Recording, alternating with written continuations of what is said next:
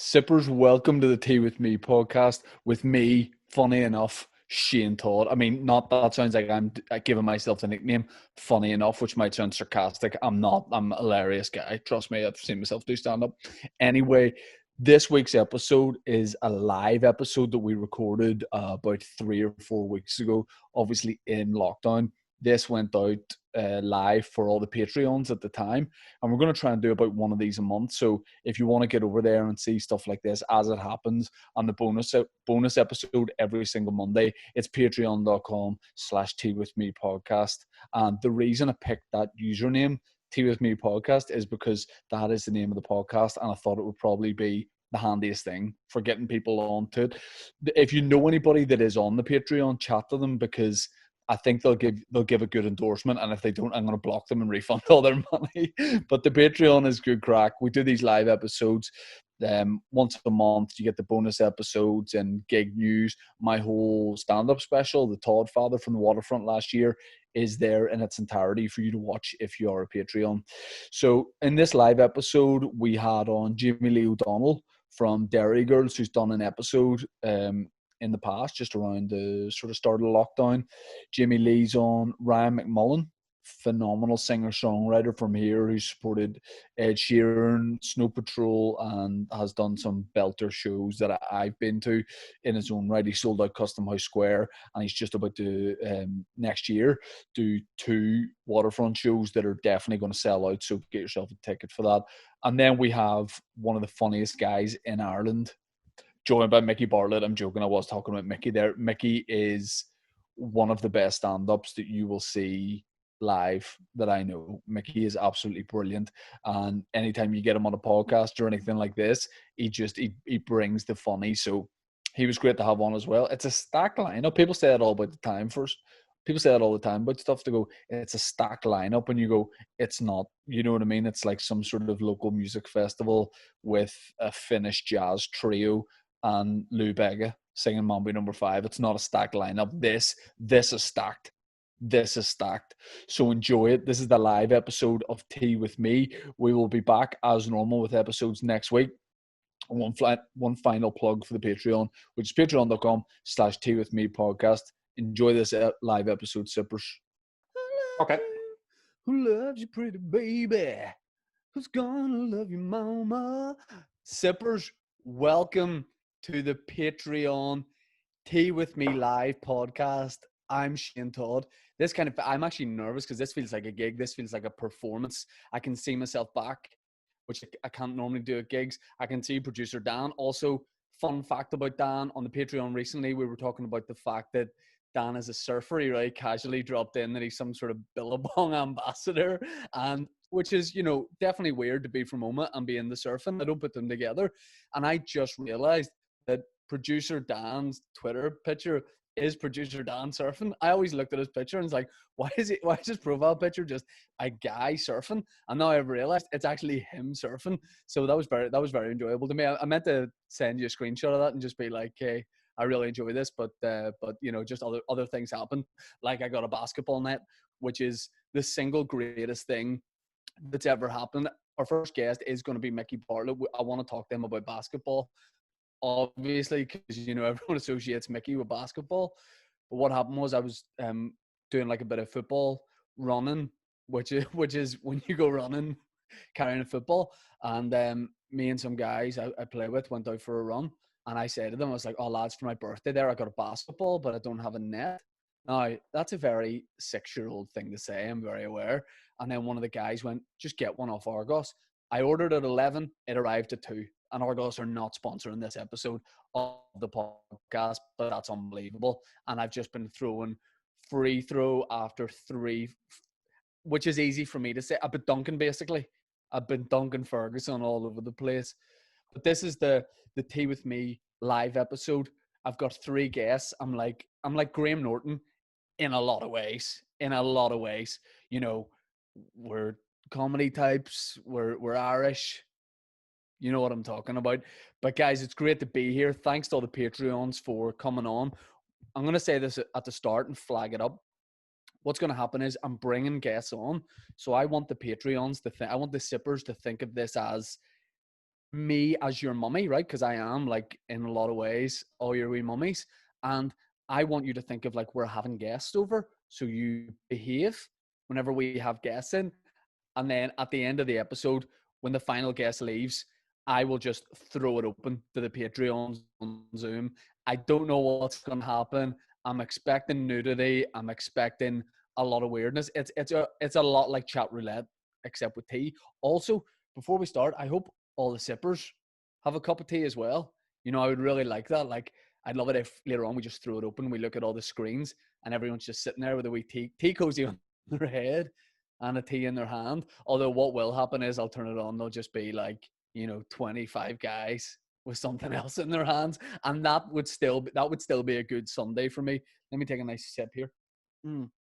What's really off-putting for this is I can only see producer Dan on the screen right now, and he's just sitting. He's just sitting with headphones on. So it's very, very weird, but it's a good time. So I've got 3 guests on the live episode. My first guest is Mickey Bartlett. Then we're going to have Jamie Lee O'Donnell, and then finishing with Ryan McMullen, who is going to play a tune for us as well at the end. Which is like, this is such a great chat show lineup. Like, obviously you've got me as the host, right? You've reeling the big fish. You've caught him. What's that hook in my mouth, right? Because you guys have reeled me in. You've got Mickey, Jamie Lee, and Ryan. It's a great lineup. I'm really looking forward to this. We're going to have a lot of fun. Sippers, this is for you guys. Let's bring on the first guest. Dan, can you give me a nod that we're good to do that? Yeah. Yeah, that's very unenthusiastic nod. My first guest is Michael Bartlett. Me and Mickey have been doing stand-up together since Pussy was a kitten, basically. And he's a very, very good friend of mine. He's from Lurgan. He has nunchucks. He's really into doing martial arts. Is he there? Mick, are you there? Yeah, I just joined in at nunchucks, yeah. Oh, there he is. Fucking tramp. Mick, I was just telling people your background, your CV, and I was like, this guy does comedy and a nunchucking. Yeah, you know what I mean? Yeah, because you said I do martial arts like I do. As opposed to standing in my mum's kitchen going, ah. Yeah, Mick, it's good to see you. I really love you, Red. Your facial hair is looking very, very, very well sculpted. Man, it's the light in this room makes my face look red. The facial hair I will take credit for. I've been working on that quite a bit. Can I just say something? Can I say you look good? You look contoured. Contoured. I've been doing yoga. Yeah. How many times have you done it? And why did yoga make you look like you've had a nose job? So I think it's been 6 times, and probably the nose job thing's probably because I keep falling. Your nose looks so thin. You look like a Kardashian. Yeah, I've got one of those weird noses. When I work out, it's the first place I lose weight, which is off my snout. Oh man, it's good to see you. Look, I said the people watching before this, I was like, this actually feels like the first time I've done a gig since lockdown, just because there's people watching.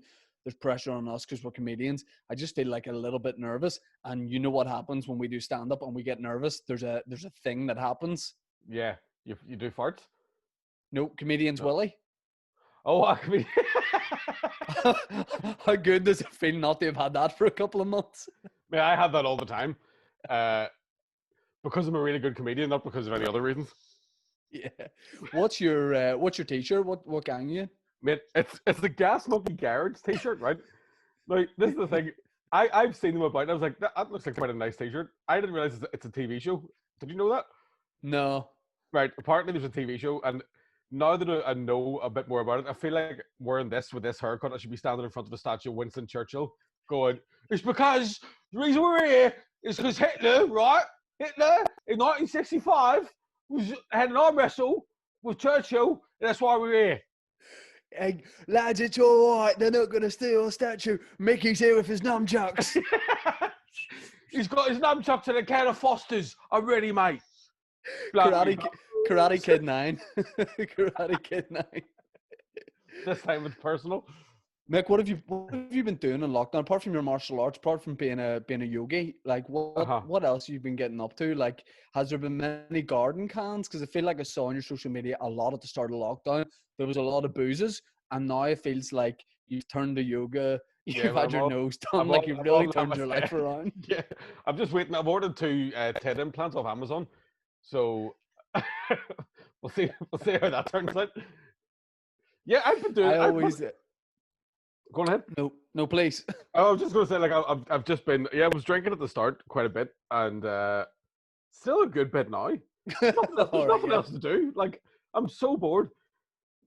I've written 2 new jokes for a new show, which probably will never Yeah. happen. And Yeah, that's no.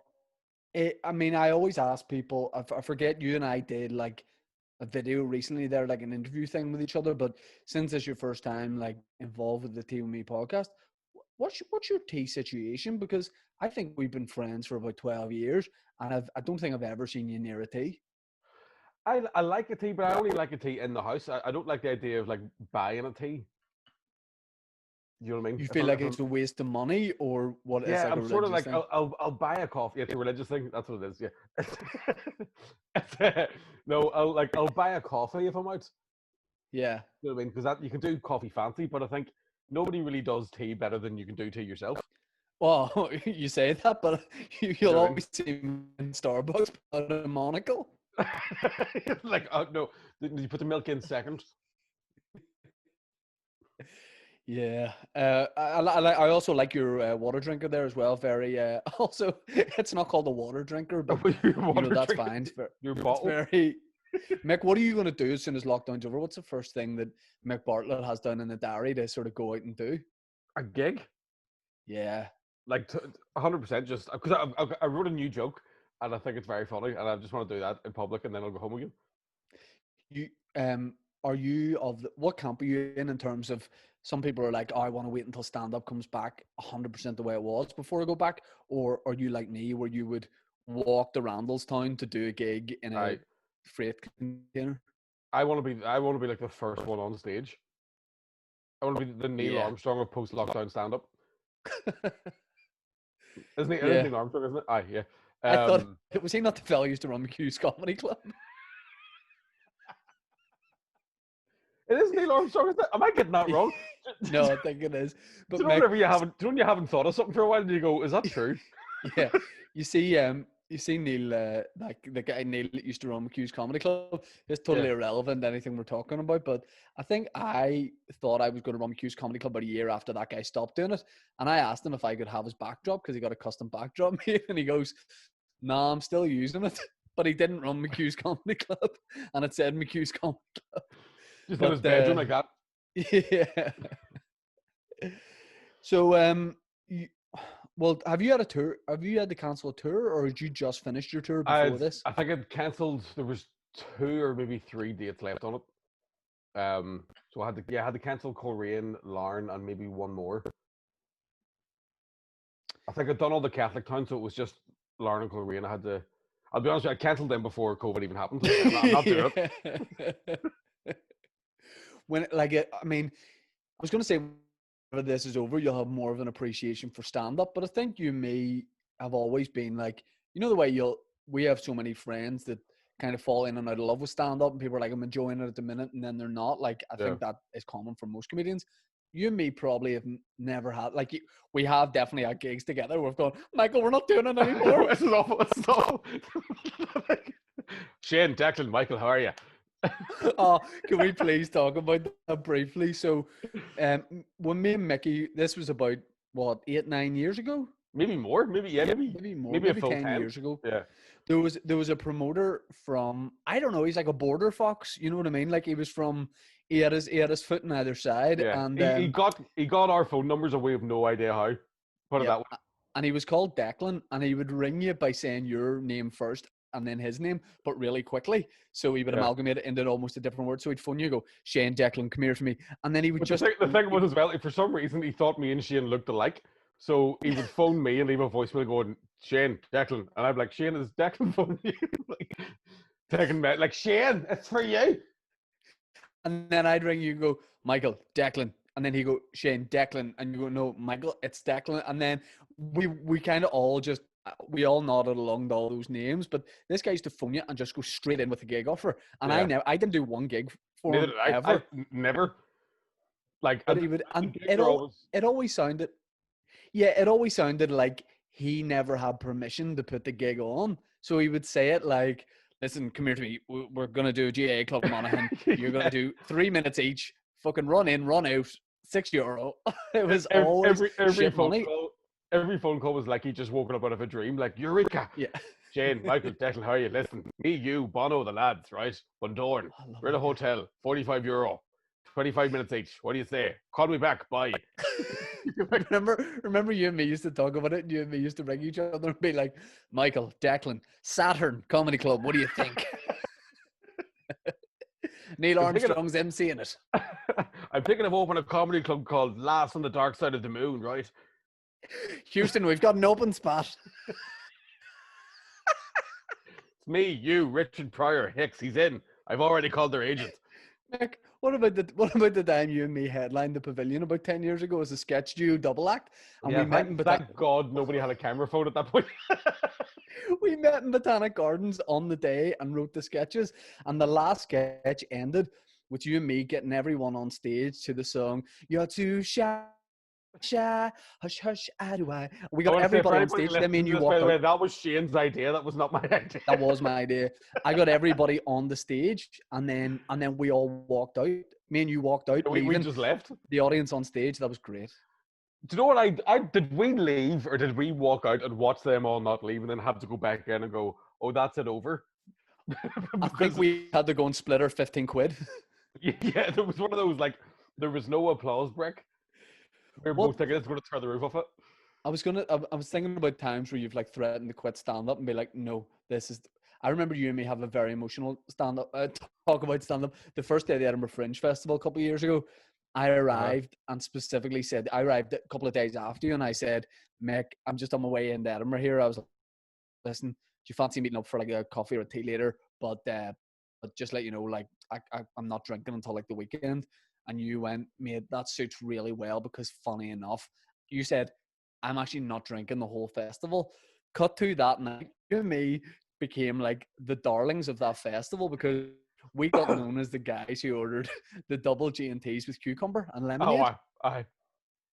And we, that first night, I remember you and me didn't just have one or two. We went straight from our last gin and tonic to Tesco's when it opened at 8 a.m. to do our shopping for the Fringe. Is that the night where I got a selfie with the cops? Like, yes, I think we had a police person's hat on, but they were like well into it. Yeah. The Fringe. God, the Fringe and stand up and money and all that kind of stuff. God. You're doing a podcast with Keezy called Deck Chair and Yums, which is one of the 5 podcasts I listen to. Which is a big endorsement. If you want to use that for something, yes, I do. That's pretty. I don't listen to any podcast. Is that really bad? It is pretty bad. No, it's fine. No, because it's kind of like work. You know what I mean? It would be like a teacher kind of going to a night class just to sit in. It's like when people go, "Do you want to like come down and watch a comedy show?" You're not on. I'm like, no. Yeah, no, not at all. Is there free drinks? Maybe. Yeah. Do you remember? You know what the worst thing was back in the day when someone was asking you to do stand up that you didn't want to do? Someone going, here, with no money, but we'll buy you a load of pints. You will just give me the money. You were going to spend on pints. Yeah, exactly. There were so many times. So, like, do you remember like we used to do the ones up in Portrush? And you drank at those ones, but there was a few nights where we went up and like the guy was like, "Oh, no one's turned up," and I was driving, and he was like, "But I've made my own like flavored vodka," and I would just throw my keys at whoever didn't drink, and be like, "Well, I'm getting paid somehow." It's a wonder my skin looks like this and his looks like that, and we're the same age. But whenever we were doing stand-up back, especially that Portrush time, I feel like that was when I was worse at stand-up. Like, not when I started. That was the era when I was just really, really bad at stand-up. Do you remember, this is the last question I want to ask you, was there a particular bit of material you used to have that you look back and you're like, that's the worst bit of material I've ever written in my entire life? Yeah, there's a few of them. Oh God, there's so many of them. There was one. I'm trying to think. I can't. I feel like I can't Really? remember you having a bad bit of material. I mean, that's also very true. I am very talented. But uh, I was going to say Kung Fu Panda, but that was a really funny bit because that was just retelling a story. That yeah, was that was just always two good. things That that happened always at worked once. well. Do you know what the one? Do you remember the story about the dwarves from from the panto being at the house party? Yeah. That's awful. Well, it was a long payoff, but it was a funny joke. And I think But I saw the first time you did it, which yeah, was usually the best time you do stuff when you do it first time. yeah, it was such a long story for the punchline just to be absolutely crap. Yeah. Where I told the story about being at a party and Snow White and then 5 of the dwarfs from the panto turned up. And I was like, the only 2 that weren't there were Sleepy and Grumpy. Ironically, Sleepy was in a bad mood and Grumpy was knackered. And then it ends up with me just getting beat up by a bunch of panto characters. It was so stupid. Oh no, you didn't. Mick, gotta say a massive thank you. Would you do like a tea with me episode in the next couple, like a full episode in the next couple of weeks? Yeah, without a doubt. I mean, I've literally nothing else to do, so give us a shout. I'm really looking forward to whatever procedure you've had done for it. I want to see the lids lifted. I want to see things chiseled. Massive lips. it'll be yeah. That beard is 100% a tattoo. That beard's not real. All right. Well, you and the rest of the Monkey Garage boys. Yeah, we'll see you at the statue, lads. All right. I don't know how to take you out of this, but I'm going to say thanks in case I cut you off and it looks rude, like I just kicked you off when you were mid-sentence. No problem. I'll just click leave meeting now anyway, because if you want to, you head on and then I'll give you a shout later. No sweat, mate. Love you. All right. Love you too. Bye-bye. Bye. Bye. See it. So there we have Mickey Bartlett. What a guy. It is difficult for Mickey to pick a bad bit of material because Mickey is the funniest guy. And that Seven Dwarfs story he did was phenomenal. And I'm now going to steal it for my current tour, which is now on sale. We have our next guest to come on, our second guest of the night. Producer Dan, give me a nod if this is going to be just as easy as me going, bring on the guest. Again, very unenthusiastic nod, like not giving me much at all, but I'll take it. Ladies and gentlemen, please welcome to the Zoom, which is my new catchphrase, Jamie Lee O'Donnell. This has gone so smoothly so far. Tech-wise, you know what I mean? It's gone very smoothly. Hey! Can you hear me? Yes. Hi. Do you know what I was about to say? I was like, whenever you did the podcast last time, you had like the best audio setup I've ever seen in my life. And now I feel like you've upgraded it to some sort of top of the range studio. Where are you recording from? Oh no, this is my house. This is worse than the other one. The other one was like a full studio. This is just my laptop. Ah, right, okay. Because like last time it looked like you had the facility to just go and drop like a freestyle, like a demo at any point. Yeah, that's what I'm doing. Try my best. Have you serious question before we're like getting into like obviously a very formal interview, but have you ever like having an audio set up like that, have you ever like recorded a song for a bit of a laugh, but you were taking it a bit more seriously than that and then listened to it back and went, oh, don't worry about it? No, but myself and my boyfriend had a joke. We're like, we should do stuff. Because soon you're just kind of sitting bored. Yeah. You're like, we were actually going to do your own cartoon and see if it would be good crack. But we had a couple of drinks and then we sober up. You're like, it's probably going to be a bit weird. Let's just leave it. You know, when you're drinking, you think you're hilarious. Yeah, well, even sober, I think that. Fair enough.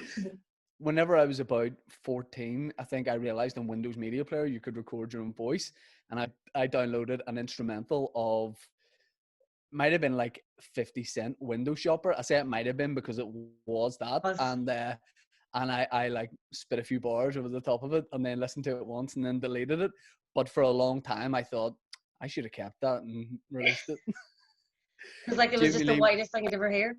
Oh, well, no, because no, the thing is, like, I can like rap, you know what I mean? Like, okay, right, yeah. You can like, I do like comedy characters where I'm like joke rapping, but if it came to it, like, if I was in the streets, like maybe not my street, I don't think anyone's in the rap in my street, but in the right street, in the right environment, I could, and if it was the right beat, because it would have to be the right, like for my particular set of skills, like it would have to be a certain, I would have to agree the beat beforehand. So I would know what I was going to say was going to match it. But welcome to the live episode of the Tea With Me podcast. The last time you did the podcast, I don't know if you know this, but there was like showbiz stories about something we talked about. Did I send you this? No? No. Have you honestly no idea about this? No, I haven't. What was it about the Andy Peters thing? No, no. Yeah, we talked about Andy Peters' A torso. lot. Yeah, a lot. And I'll be honest, I haven't stopped talking about it since. So I was But thinking about it. I tagged Andy Peters in a tweet after that, and he just didn't respond. Like we two wise But up. it was whenever we were talking about. I mentioned when you were on the podcast, I was like, Adelaide McCord on, who's an MMA fighter. She says people DM her with requests for pictures of her feet. You were like, Yeah. I've had this before, and then we were talking about that. That was in like the Daily Mirror. That was in some local newspapers, but it was as if you had just had the conversation to just nobody really. You know, if that Did they makes not sense. It mention was you? like one of them did, and then and quite a lot didn't. But it was just really weird because it would be better even if it hadn't said what the podcast was. If they were just like, she said this on a podcast, but it looked like you just kind of said it, you know, just Like I'm just kinda, standing in the shop, just going, guys, what do you hear this? yeah, Look at my feet. yeah. Like you were ringing newspapers, being like, listen, Aye. clear a bit of space in page 4 for this exclusive. Has that ever happened to you before, where like you've, I don't know, said something totally innocuous, or I don't know, you've had like a conversation with a friend on social media, whatever, and it's become like a story that you've read about, if that makes sense? When at the very early on, whenever Dairy Girls first came out, and I just started using Twitter properly because I had a bit showed how to. I passed my driving test, so I just thought I'll put something up. And I just like as a device for cars, because I don't know the first thing about cars. So I thought, right, what's the way to get sort of quick responses? I was on my own, so I thought I'll just do it. And then later on, people were congratulating. It was on the paper that I passed my test. I thought, what a very slow news day. It's not interesting. And then people were congratulating, like my boyfriend and my friends, on me passing my test. They were like, "Oh, well done, well done." You know what? Do you know, Passed her driving test. She's like, "I don't know why you're congratulating me." But weird. that's definitely better than if they had said it like you've said, oh, I've got my driving test tomorrow, and loads of people were like, Jimmy Lee's got a driving test tomorrow, and that was in the papers, because that's a lot of pressure. That is a lot of I know. pressure. I'm glad I passed it. It was the worst test. It was really, really simple, to be honest. I don't know how I passed, but because I'm not good at driving, even now. How many minors do you get?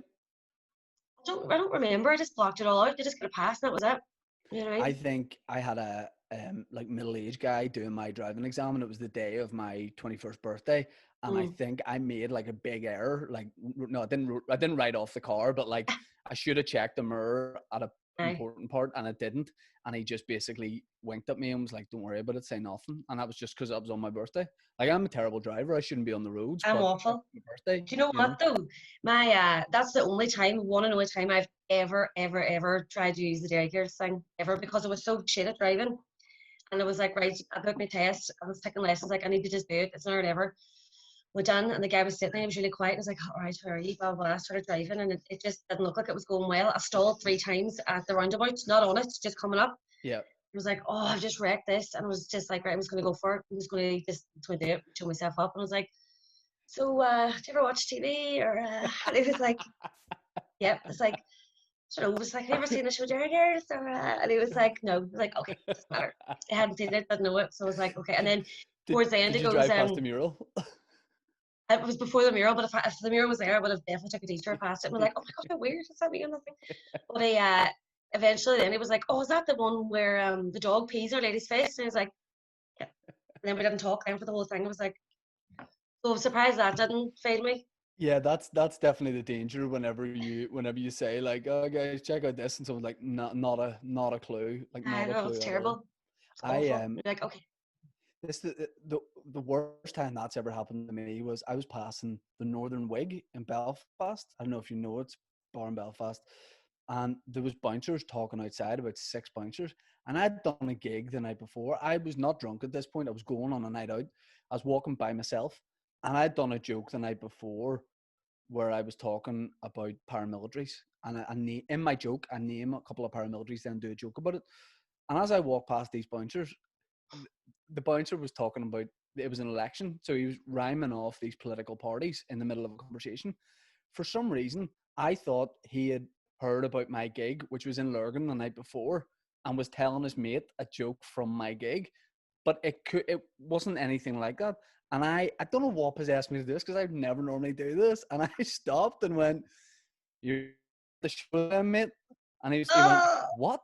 Oh, And no. bouncers are like 6 bouncers. Terrifying. And I went, I say you were obviously at the show, my show in Lurgan last night, and the guy's like, "Mate, I have no idea what you're talking about." And then I realized what he'd said is not what I had said in my set, so I just had to go, "See you later, guys." And they were like, "You won't. You're barred from here, even though you weren't trying to come in." Interest point you made there about Twitter and saying like being shown how to use Twitter, and I've heard that whenever people do like start like a new job, like in media, whatever. What does that involve when somebody's like, here's the best way to use Twitter now that you've got a profile and people are going to see your stuff? It wasn't professional media training. I just asked Nicola, who plays Claire on the show, because she's always on her phone. So I was like, you could show me some tips here. And she does. She's really good at it. And I started to sort of change my attitude towards it, because my Instagram and everything was private for up until literally last year. And then I thought to myself, if I'm going to put a post up, I always think, what would Nicola do? But she seems to absolutely nail social media. So that's my attitude every time I'm on there. Like, would Nicola do this? Would Nicola approve of this? So yeah. I usually go that way. She's brilliant at it. I mean, yeah, that's something I always get worried about is like being told how to be on social media or whatever. Like I had that recently where I made like a joke or whatever, and someone kind of brought me up on it, and I was like, "Listen, I'm a butterfly. You just gotta let me fly." You know, and they were like, "No, don't do it again, or you won't." They could just like unfollow, because people, because obviously this whole Black Lives Matter thing, and everyone's trying to show support and things like that. And you put something up, and there's always that one agent that goes, "All lives matter," and then that's been happening to me. And I was going to delete them, and I thought I'll leave it up because the responses underneath were really interesting, and they came from people from the Black community. So I left the stuff up. But people were sort of writing, they always do it on my posts. But you just think to yourself, just unfollow or block. People go out of their way to write something negative or something shitty, and you're like, why are you taking time out of your day for this? If it's really boring, you just, go someone else's page.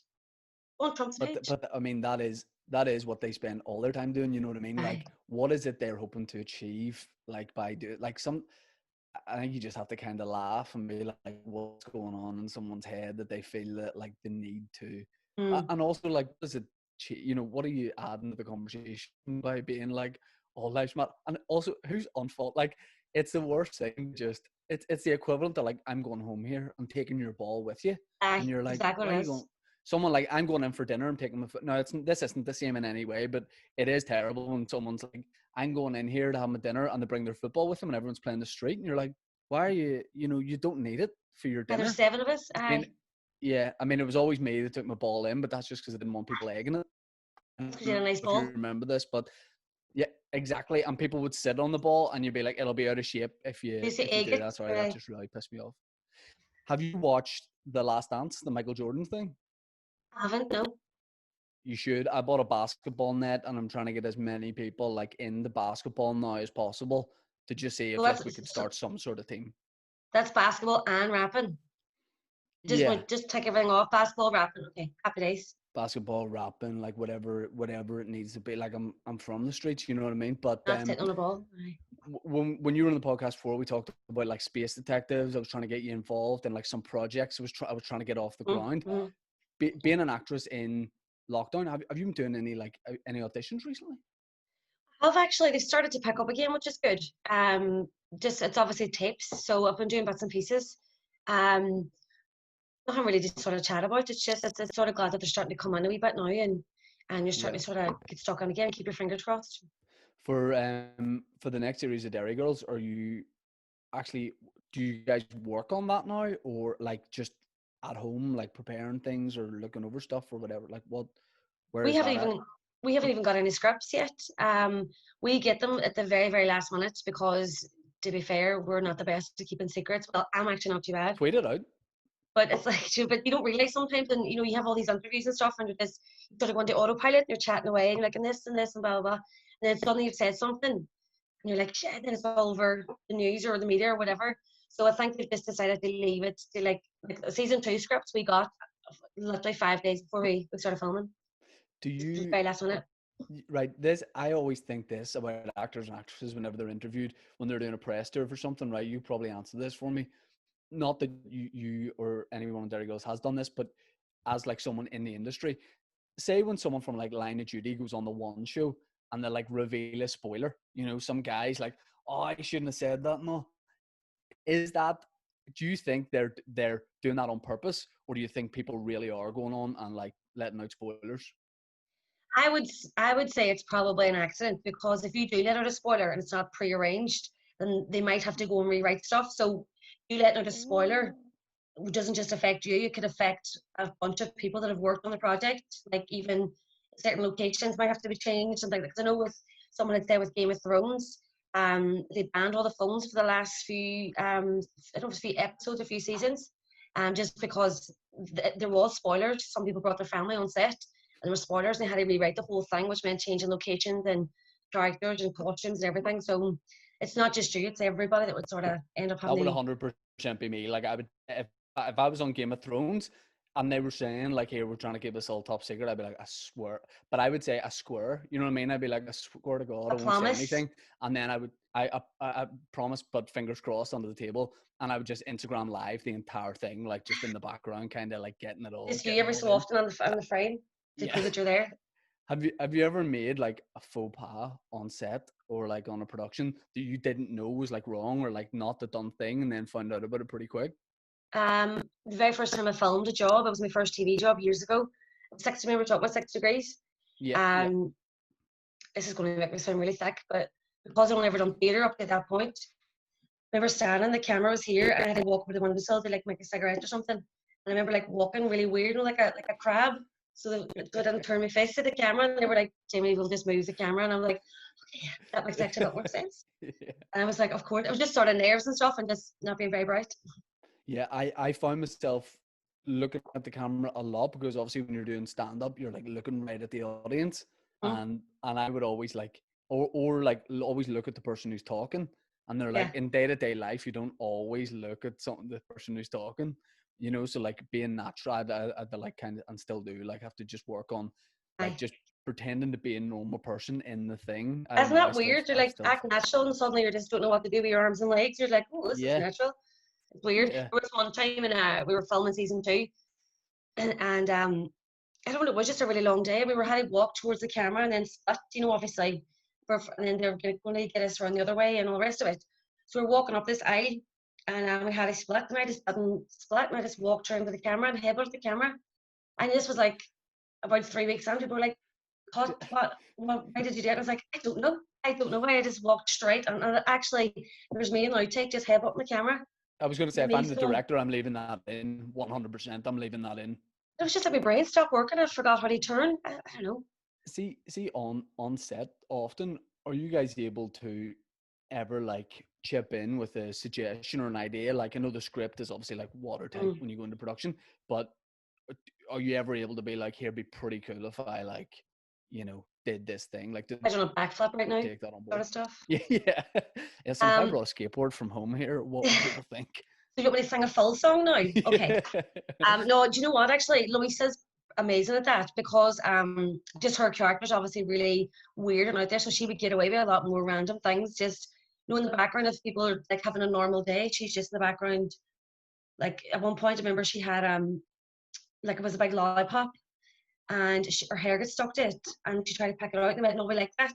So about 5 or 6 takes in a row, she had to stick her own hair to a lollipop, and I was like, but it looked funny. But she's great at that. Her character definitely allows for that. Where ours, sometimes you have to sort of stick to the same structure to get the Yeah, point of yeah. the scene across and stuff. But she could do anything, and would just be, you'd be like, Orla. Do you know what I mean?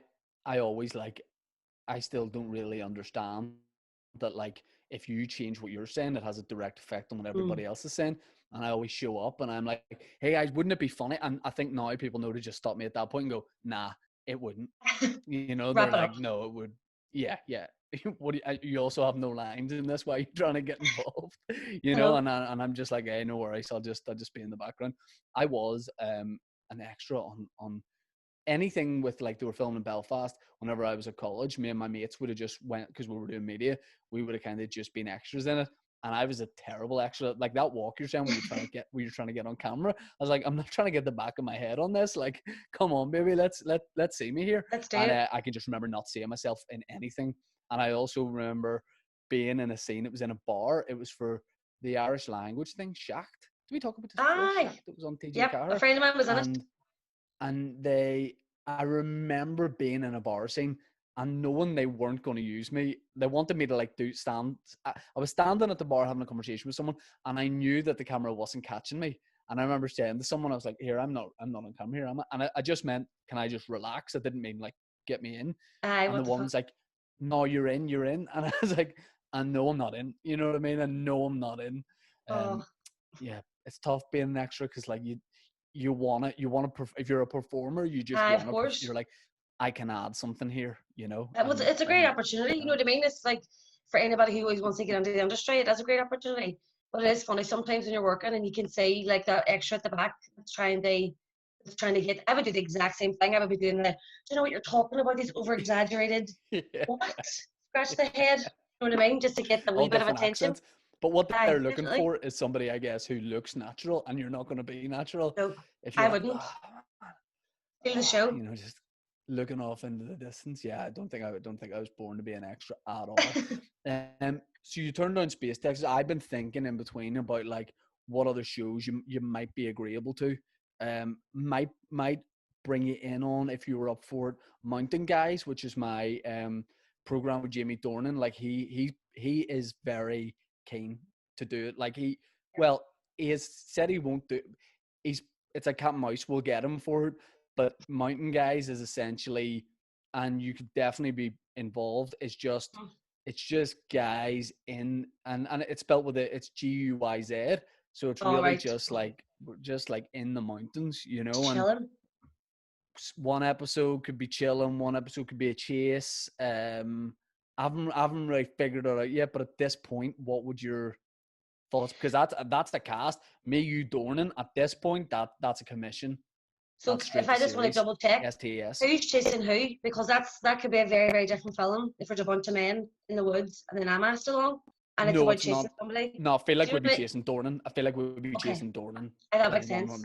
100% be chasing Dornan. And yeah, I mean, if we could get more people involved, and it's great that now I can say you're in, so I can now go to commissioners and be like, listen, and I would say, let's go STS, straight to series. Netflix. I'll just ring Netflix.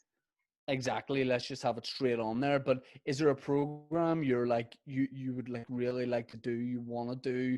Maybe you want me to run some ideas for, and like even like any genre. Like I feel like I'm good with ideas at the minute in lockdown. I'm just I'd love to do a really, really intense like slasher movie based in Northern Ireland. Right. You know what I mean? Everybody's got Belfast accents. We're gonna call it. Go with me on this. We're gonna call it the slash. Right. There's an angle with Orange Men here, and you see what I've done there. Slashing the sash. There might be a lot of angry. There's a lot of issues there, really, as I said it. Yeah. What if we say like? Yeah. What if we call it? Forget about the title for now, but yes, we do a slasher film. Could get Dornan involved. I would say, like, he's been hitting my phone up, being like, whatever it is, put me down for it. So I could definitely see that. I say we get like, what about as the villain? What about like maybe I'm seeing Julian Simmons in there. Happy days. What about Emmett Holmes? He could be involved. I think he'd be at the start you think he's a good guy. Yes. But he's not. He kills Dornan off early doors. Dornan's gone the first 5. He's the guy that you trust because he looks sound. He looks about like Santa. So you give him like your key and like he has your password to your computer for some reason because he looked really nice. And then that's how he ends up murdering everybody. Yeah, you said that like he's going to be like looking after your password, being like, "Here, would you mind his password?" Can I just keep away the password from me, Holmesy? Yeah. Oh, what if? Yeah, are you seeing it as like in a forest type thing? Are you seeing it like in the city? I think a city, like sort of like an attack the block type thing. Davis Flats. Davis Flats. Yeah. Maybe. Yeah, I mean, yeah, let's do it. Keep it rogue, put cameras in our heads. Like the Blair Witch Project, but we'll not mention that. We'll just say that was our idea. Yeah, that's great. Okay, well that's another STS project. Let me fire that in with Space Detectives, and we'll get it going. All right. Well, look, cheers for coming on. I appreciate you coming on to this episode, and like let's do another one at some point. Happy days. Sounds good. Thanks for having me. Oh, should we before you go? Should we create a fake showbiz story? Should we Sorry, say like so that it'll be in the papers? Should we say you were like caught in the lift with someone, like just you both happened to like Hugh Grant or I don't know. Why don't we just stick Kate with Galley Jamie from Good Morning Dornan? Britain. Dornan, say you and Why don't we Dornan. just stick with Jamie Dornan? You and Dornan got I'm calling him Dornan. Dornan. You Jimmy You remember Dornan. Marty Jimmy Dornan? Dornan. Robert Street. Why don't we say you got stuck in a lift in like the Richmond Centre and just just leave it at that? Be like, yeah, it was fine after about an hour, but you guys got stuck in there. We get stuck in there and we can't really talk about it. Then whenever For they legal reasons. when they phone you about that to get like a quote, that's when you mention the slasher film and you go, listen, I feel like we could slip that in and try and get some more funding for that. I'll just say, look, you're going to have to talk to Shane Todd. Don't ask me why. Yes. To Shane Todd. Give my email Handle out. all And that. the last guest on the show tonight, Ryan McMullen. I might ask Ryan if he could do a song for the film. Oh, aye, he's mean, a great singer. He has nothing to go on. He's no title. He's no nothing. But I That's think what he can work talent comes something. in. That's where his talent's going to just really just fall into place. Exactly. Make up a song about, we don't know. I'll rap on the verse. In fact, do you know what? I'll do this. Don't worry, I'll do the song. I'll do the song. I'll do the song. Jimmy Lee, thanks very much for coming on. Appreciate it. Thank you for having me. Stay well. Thanks a lot. See you later. Bye. Bye. Bye. Bye. There we go. Jamie Lee O'Donnell. Fantastic as always. And yeah, look out for that project coming to theaters soon. So my last one, I'm a little glass of water, Dan, if that's okay. He's so strict, he doesn't let me have water. And I'm going to bring on, I will throw this open to the chat after we've had our final guest on. I'm not going to leave the guy in the waiting room for much longer. He's in there reading old Top Gear magazines from 2004, because that's what happens in waiting rooms. Ladies and gentlemen, please welcome to the pod, Ryan McMullan. Yes, man. How you doing? Ryan, how are you? Yeah, good. Just didn't expect that day to come. It's pretty fast.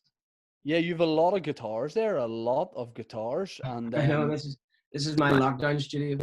Yeah, it's very nice. I got it. You did an episode of the podcast, well over a year ago when it was known as the Shane Toddcast, which was a great title, but you know, I needed the tea element to really take this podcast to the next level. So I didn't get to ask you back then, but are you a tea drinker? Like, people are wondering, like, is Ryan McMullan into his tea? You know, what's the vibe?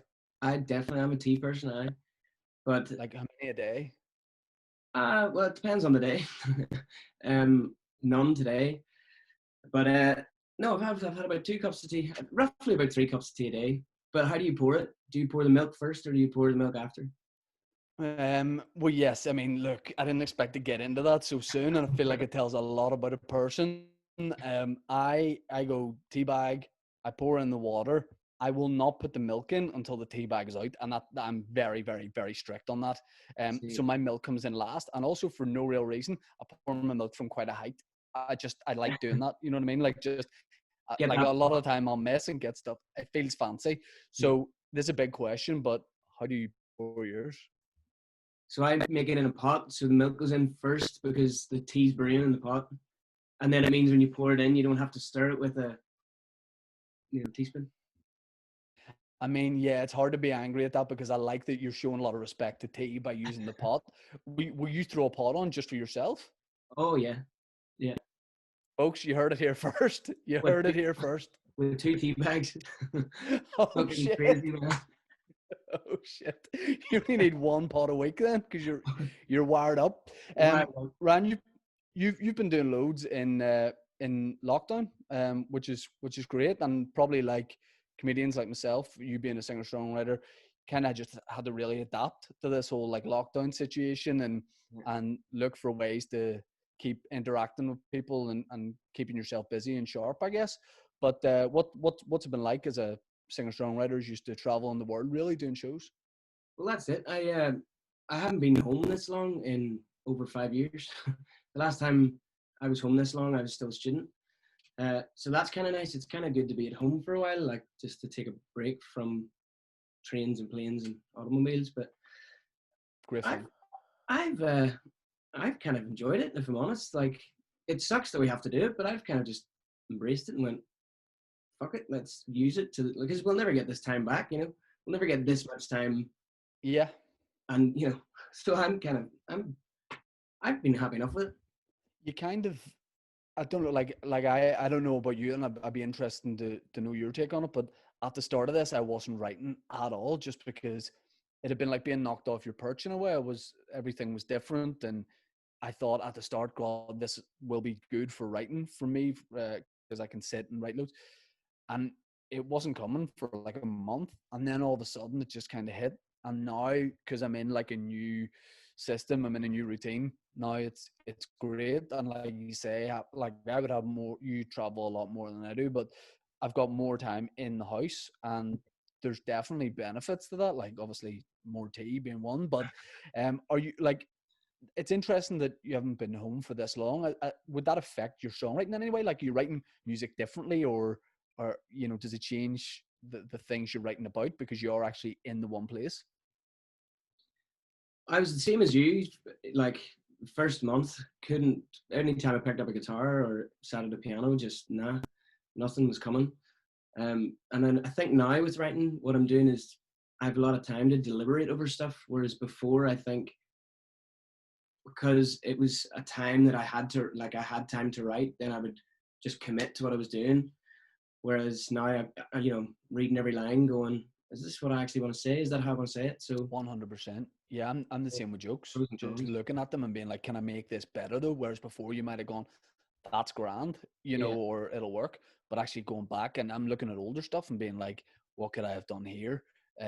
So yeah, I mean, it's interesting that the way you write changes, and you probably have never had this long of a break from performing before, but you've been doing a lot of stuff from home, and you're doing like a sessions, basically. You crowdfunded. You've reached your target already, haven't you? Yeah, reached the target before the first week ended, I think. Yeah, I'm really excited about it because I can't really put out music at the minute because I can't tour it, and if I don't tour it, it kind of defeats the purpose for me a wee bit. Kind of gets lost, maybe a bit. Yeah, I think so. I think it could just, it's not that it would get lost, it's just I would find it weird to release it and not tour it for months on end. So I thought of that idea it's called the Napoleon Sessions, and basically once lockdown lifts enough that we can invite people, I'm going to, you know, invite bands and stuff and friends that I know to come to my house and just put on a show, and then do a kind of a chat in the middle of it, and then do a couple of songs together at the end or something. I think that's a great idea, because everyone is adapting and doing stuff differently, and that seems like an idea of like, well, why would you not have done that? But because it is lockdown, you're looking at stuff being like, oh, this would be a great idea, but before you would never have time to have done this, and it's something a little bit different. I think that'll be great. Like, I love seeing, especially like singer-songwriters like yourself, doing stuff in a way more stripped back environment. I prefer seeing that. Than it's great whenever you know a song and then you get to see it done totally differently, and you're like, oh fuck, I actually like that version even more. Yeah. Have you got any I was going to say, have you got anyone lined up? Like, can you drop a name for us? Well, I can tell you, because I'm going to do it with a couple of I'm waiting for a few people to not say yes. I think a lot of people have said yes. It's just, I think I need to actually put a date in place. Yeah. So it's a provisional yes, but I think the first episode will be someone like Bioga. Because they're class, 2, they're up for it, 3, they've got an album that's just came out. So it would almost be another way to help promote their album. Yeah. And yeah, it's, I don't know, I'm just really looking forward to it. It's going to be weird because I'll be like you almost, in that sense of like the presenter, and I've never done that. So yeah, but weird, but you're like, we did the podcast last time and I met you a couple of times. Just chatting like this is all you need to do for, like, I do some stuff like this, but I don't consider myself a presenter, like, you know, like wearing a tie and being like, hey guys, welcome to the show, you know. That's the thing now, you don't need to be, you know, you can just be yourself and have it being really laid back chat. I think that sounds great. I did guitar lessons twice about 7 years ago, and I tried to learn Ronan Keating When You Say Nothing at All on the guitar. And don't get me wrong, Ryan, I could sing it brilliantly, but I couldn't get my hands to the next. I could play one chord really well. Like when you heard me do the first chord, and it's amazing when you speak right to my heart. When I delivered that lyric, at that point, killing it. But then it took me about 7 minutes to get my fingers round to the next chord. So, you know, I've got a lot of time in my hands. Like if you want me to come down to the Napoleon sessions with just maybe a Ronan Keating set, you know, let me know. Because I could throw in some Boyzone and look, I would be taking this seriously. Like I would really, really go for it. So if you take it serious, I got you. Yeah, it's funny because that's the first song I ever learned on guitar. Like genuinely. Oh, no way. It's very good. But if you said do it, you know what? It's a belter of a song. It's a belter. Like Ronan's a great artist. Like he had some very good tunes. Also, "Love Me for a Reason" by Boyzone was the first single I ever had. And I mean, that's just phenomenal. That's just so phenomenal. Is that the first CD you ever had? First CD I ever had. It was a silver disc, and I listened to it. The B side of it was, you know, "Daydream Believer" by the Monkees. Yeah. It was Boyzone. I'm pretty sure it was Boyzone doing a cover of that, and it wasn't great. You know what I mean? Like "Love Me for a Reason" was brilliant, and then it would go into "Daydream Believer." But God, yeah. What was the first single you ever bought? "Mbop" by Hanson.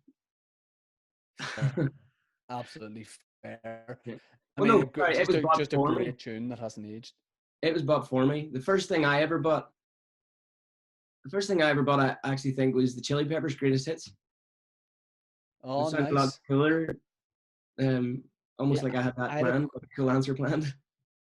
I remember my mom gave me Queen's Greatest Hits, and I remember discovering Queen, like not being the first guy to discover Queen. I wasn't like, you guys have something, the world needs to hear about this. But like, oh yeah, that was worth a lot of money. That was a great album. I went to see you. Was it last year in Custom Square or the year before? I don't know. I don't know years anymore. It was last year. This is like a bigger version of when you're in summer holidays and you don't know what day it is or what month it is.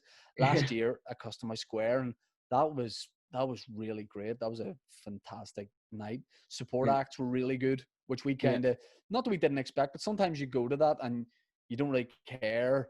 You know, you're like, if I see them, I see them. But I didn't like Tom Grennan. Is that his name? Yeah. Unbelievable. Like I heard a couple of songs. I actually know that song and thought all the support acts were really good. And it was the best thing about that concert was it felt like, you know, it was such a big, because things like Custom House Square and that festival is that it's touring acts or it's somebody from England or the States or wherever, but you could feel that sense of, oh, this guy's from here, you know, and it felt like everybody was really happy for you, which made like a really, really nice atmosphere. Where does that rank in like the best shows you've ever done? For me, I think it's number one, but I wish I could remember more of it. I'm really happy because we have video footage of it all. Like we got it all professionally filmed and stuff, but I haven't seen any of it yet. But I flew from Sydney a day before, or I arrived from Sydney to Belfast, not the day before the show, but the night before the day before the show. Right.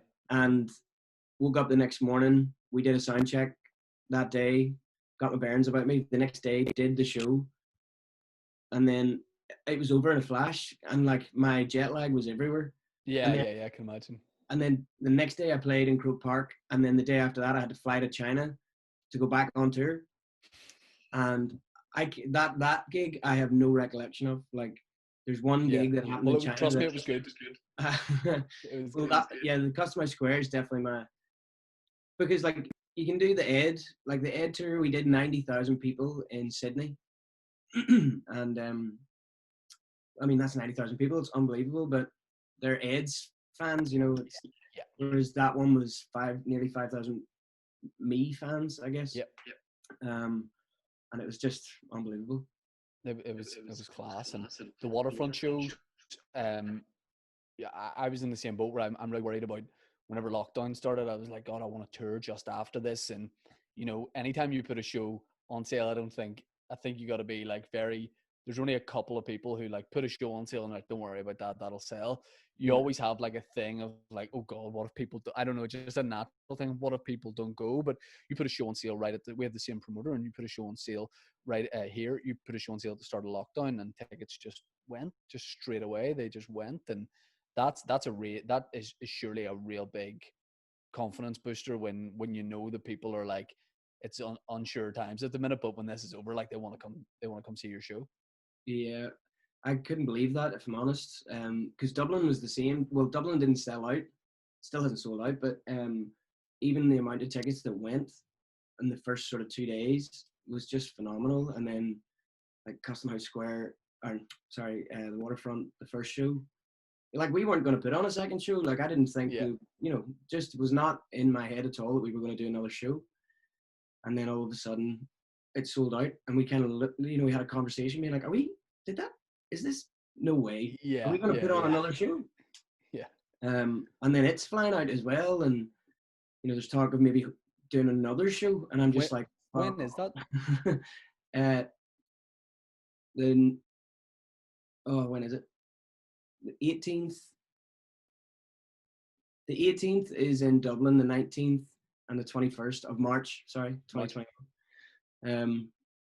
And yeah, and then potentially another Waterfront, and I'm just kind of like, what the heck? Are you like me? Are you sort of thinking we'll put the tour back to around that time, and then in between, then just pick up whatever shows you can do, kind of, or just sort of see what happens? And well, that was supposed to be the start of the album. Like the album was supposed to come out March, the 1st of March. So then the tour starts 2 weeks later.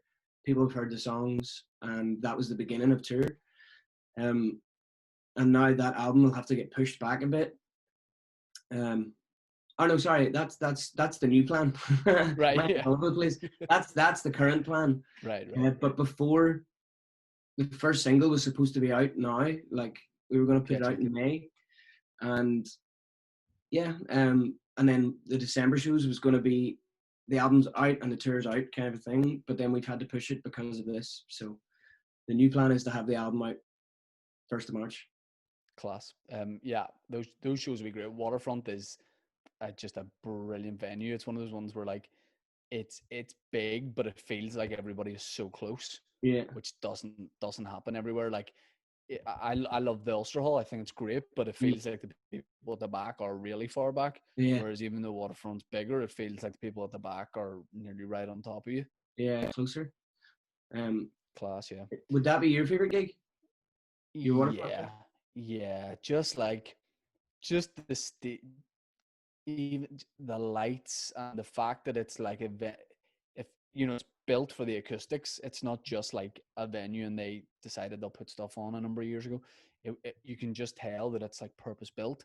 And yeah, it's that thing again of like you say about the Custom House Square show. It's just knowing that like these people are like with you. You know what I mean? Like they, you sort of, from chatting to people, you go like, this person's been like 4 years in a row or whatever, or this person came to see me when I did Black Box as my one big show like 6 years ago or whatever. So yeah, Waterfront was the best one. And like you said, I didn't have the jet lag, but I had that feeling after of, I can't remember doing that show. Like I should have stepped off the stage, and it took me like a day, and then the next day it was like, oh, that was class. Really, really enjoyed it.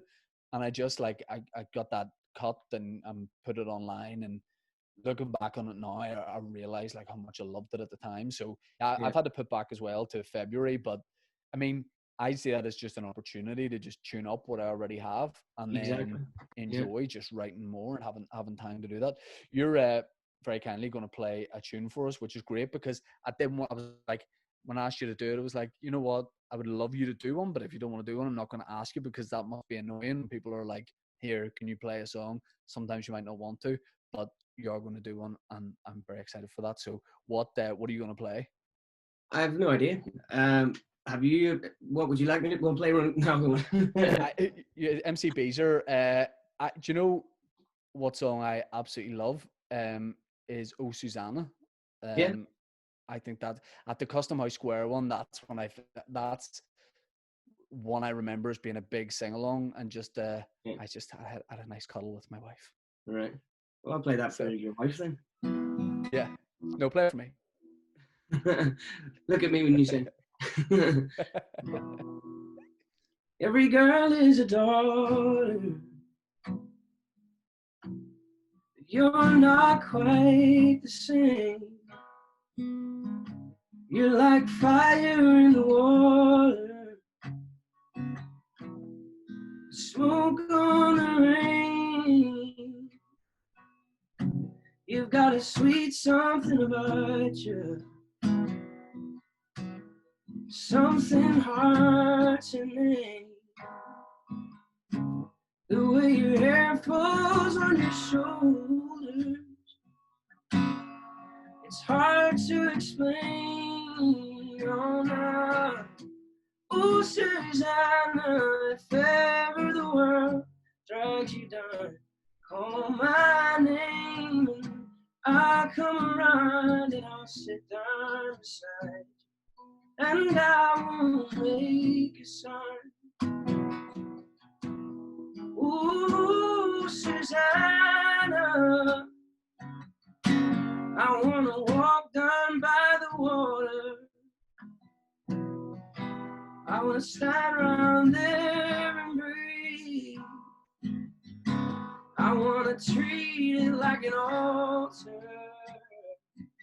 With you right there with me, and I know, oh Susanna, if ever the world dragged you down, call my name, I'll come around, and I'll sit down beside you, and I won't make a sound. Ooh, Susanna,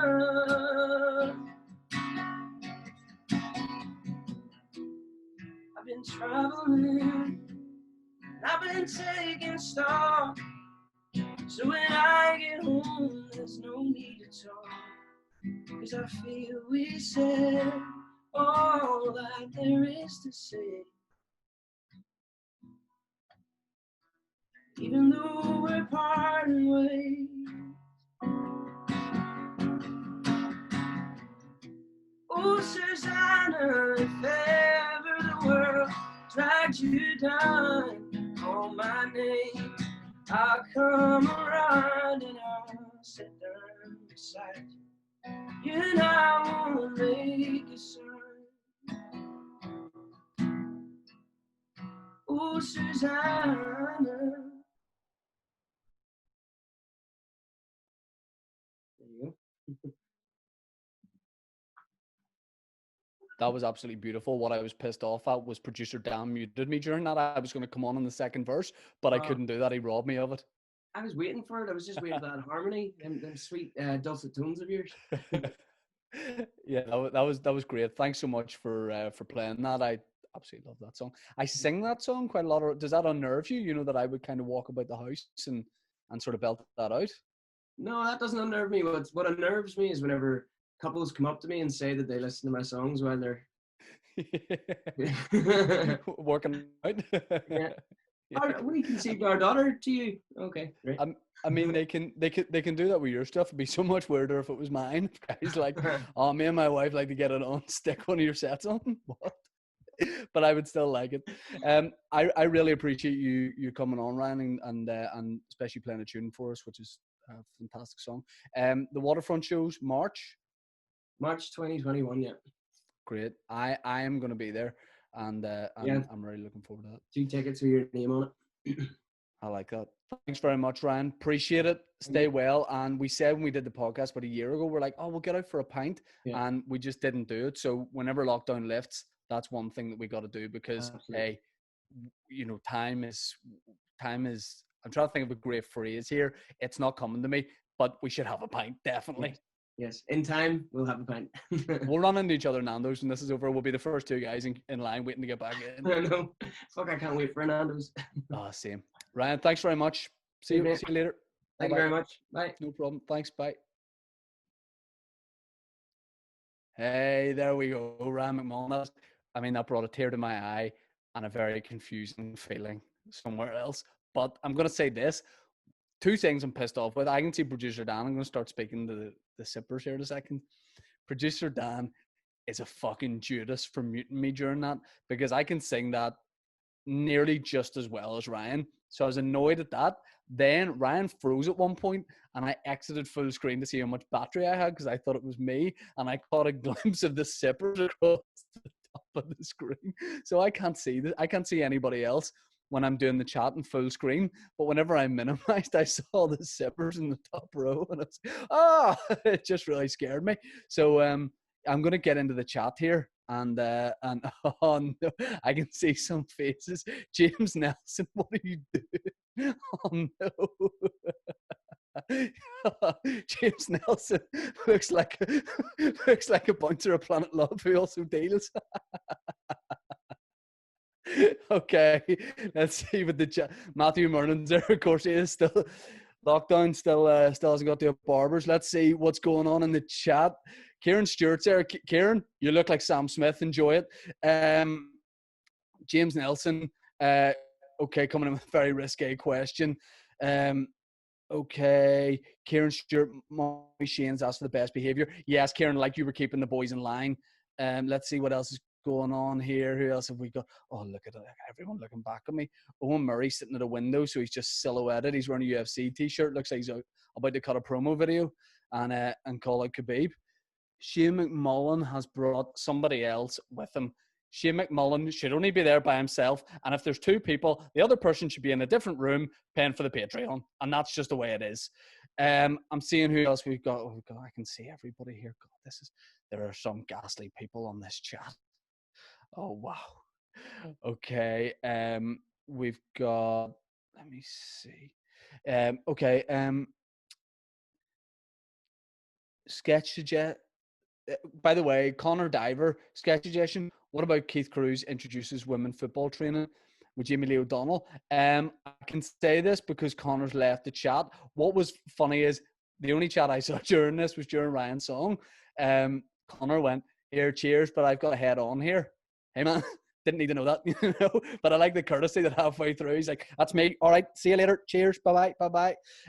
He's showing good etiquette. Sketch suggestion: Keith Cruz introduces women's football training with Jamie Lee O'Donnell. I don't know how I would sell that to Jamie Lee, because I mean she may well play football. I don't know, but I mean, Dave, I wouldn't want to be stuck in a lift with Eamon Holmes. Milk first. That seems like you're talking about Eamon Holmes there, and that if you and Eamon were stuck in a lift, you would turn around to him and say, "Milk first." And we know where that's going. Yeah, seem to be liking the lulling tones of the man boy. Yeah, Connor, great work, guys. Have to leave. So funny. Cheers, XO. I mean, very nice etiquette from him. If anybody wants to ask anything in the chat here, this is the time to do it. Nothing's off limits. Oh, Murray, you've brought a child into your screen. Please send the child into a different room and give him your credit card, because he needs to sign up for the Patreon. Johnny Bow says, if you were conceiving another child, what comedian would you want playing in the background? I mean, do you mean audio or doing a set? Because if it was doing a set, probably Dave, because I like to have Dave's support in everything I do. And Dave, when it comes to me, has seen everything anyway. So Brian Ross, thoughts on two first names, thoughts on the US woman making tea via the microwave. Surely you've seen this one. Yeah, so this was, if anybody didn't see it, it was this American lady on, I think it was TikTok, and she was talking about making British tea, and she basically microwaved it. She put too much milk in, and it her and her daughter, and everybody tagged me in it. So I sent her a tweet being like, hey, and she only had like 150 followers. I mean, I shouldn't say it like in a disrespectful way, like none of you guys have more than 150, but I said like, here, would you the everyone laughing, acknowledging the joke. I said like, would you come on the my podcast and we could chat about your tea making? And she just didn't write back. And then I was like, God, maybe I should send another couple of messages. And then I was like, but at the end of the day, she just doesn't want to come on. So I think her attitude on not coming on the podcast and her tea making is fucking disgusting. And we will get to the bottom at some point of that. Matthew Mernon, if you could relax any lockdown rule for just you and people who you select, what would you do? Matthew, and I can see here, I would allow barbers to be open. And what would I do? I'd send you down. So that would be my number one thing. I would I would send you down there with a tenner from your wee mummy here, and I would say sort them out. Kieran Stewart, some of the lads on the circuit could do with a wee lift. Who are you putting for the next series of Queer Eye? Definitely myself. I want to hang out with those guys, and definitely the long-haired guy because he makes me feel gay. I mean, there was no. I was going to say some kind of way, but honestly, that's what it is, and I like him. Donna, if you go back in time, be a character in Father Ted, what would you be called, and what would your character be like? I mean, it's funny you mentioned Father Ted because Todd Umptious, who is played by Jerry McSorley, he and I actually acted in a BBC pilot together called Stars, and that doesn't answer your question, but I'm just letting you know. I had lost so much weight, by the way, when we filmed that with Crohn's disease, that thankfully I wasn't that good in it, but I had lost so much weight that no one knows that it's like no one recognizes me from it, which is good because now I'm obviously like in great shape. What I actually like Jerry McSorley's character in Father Ted. He's the one where he makes Ted guess his name, and I really like that. Shane McMullen says this is the last one, and then I have to go to bed because it's 9:15, and I'm watching Selling Sunset on Netflix, which is phenomenal, and I need all you guys to watch so that we can then talk about it on the pod. So final question, Shane McMullen, after your episode with Shane Gillis, what do you think about cancelling comedians? Does it make you nervous or impact your content during podcasts or sets? I mean, what would be hilarious if I was really pro cancelling comedians? if I'm just quoting like 2010 tweets from Mickey Bartlett being like, guys, can we have a look into this guy and get him off air, please? My attitude is probably the same as nearly all other comedians. I don't know. Like, I can see it from different angles, but at the same time, if someone has made a joke that is offensive or isn't funny, I get more offended if a joke isn't funny. You know what I mean? And we're all capable as stand-ups of doing jokes just don't work. And because they're maybe like about like a different nationality or whatever, it makes it seem worse. But I think as long as you were trying to be, then that's kind of better. You know, you might get it wrong, but you kind of need to like be able to get it wrong, and like everyone makes mistakes in their jobs and comedians can do it, but it's just like imagine going to your job like in a, and like scanning through something twice by mistake and your manager coming up and being like, you can't ever do this job again or any other job. You know, it'd be harsh. Matthew Murray, you're wearing shorts, don't put your leg up to the camera, please. All right, just please never do that. That's something I do not need to see. You look like as soon as this is over, you're turning your webcam on your OnlyFans account. And I'm not a fan. I'm not a fan. Also, Matthew, you need to know this before I finish answering this question. I'm in a WhatsApp group with somebody you know. Now, guys, if you don't know Matthew Murnan, he's a friend of the podcast, friend of the Boytown podcast, and he always asks questions, and he likes to get like background info on me because I think he knows people that I know. Matthew, I was offered information about you, mutual friends. Some guy said, do you know Matthew Murnan? I can give you some information on him. And Matthew, I said no, and that's great. So just know that. But if it does turn out that it's something really juicy, I will say it. 100%, I will say it. Operate tree. So yeah, I think cancelling comedians is very sly, like very, very sly. I would hate to be cancelled, but I don't know, like the Shane thing. If you saw the episode, he was on Saturday Night for 4 days and basically got sacked and lost a load of work because he was on a podcast doing a character who's like a wealthy like, landowner, and he was talking about Chinatown, and so he had like some words that triggered and offended people. But he argued that like I was doing a character and the joke was on the character. So the rich white landowner was Dan messaged me privately there, finish up, your audio's going shit. Okay, so we'll leave it at this, guys. Don't cancel comedians, and I think that's a perfect place to leave it. I appreciate everybody coming on and watching this. It was a lot of fun. It'll go out as an episode in like 3-4 weeks time, you know, whenever we show it to the twats. But Dan, maybe bleep out me calling non-Patreon people twats in case at some point they do. Guys, we're going to try and do this once a month And Lisa O'Hare wrote, thanks, this was fun. I was looking at Dan's messages at the same time, and I thought, thanks, this was shit. So thankfully it didn't say that. But yeah, appreciate you all watching and listening along. Thanks for being sippers on the Patreon. The live show from the waterfront is up if you wanna watch that. And yeah, we'll just keep doing the pod, and we'll do announcements, merch, and all that kind of thing soon. But good night. Stay safe. Dan, I don't know if I need to hit anything here. I don't think I'm prepared to hit anything. Bye. People are waving, some mugs going up, which is definitely like so white that's our like respect thing. You know what I mean? That we just like lower our height. Guys, I have to go to bed. So